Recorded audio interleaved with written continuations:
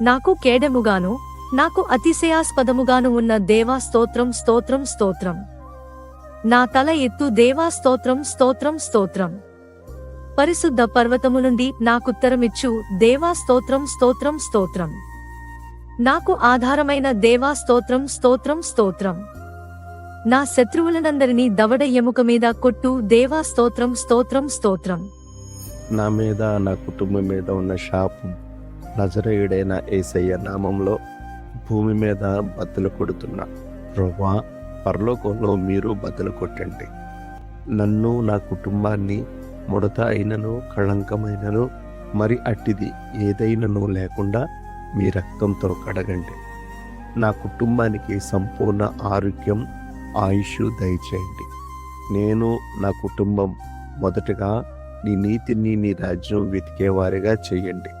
నన్ను నా కుటుంబాన్ని నీ పరిశుద్ధాత్మ అగ్ని చేత అభిషేకించండి. నేను నా కుటుంబం నీ సన్నిధిలో ఉండాలి. నేను నా కుటుంబం నీ రెక్కల నీడలో ఉండాలి. నేను నా కుటుంబం మహామహిమలో ఉండాలి. దేవా, నా చేతి పనిని నీ కృపలో జ్ఞాపం చేసుకొని దీవించండి. దేవా, నా సరిహద్దు, నా కుటుంబ సరిహద్దు, నా సంఘ సరిహద్దు విశాలపరచండి.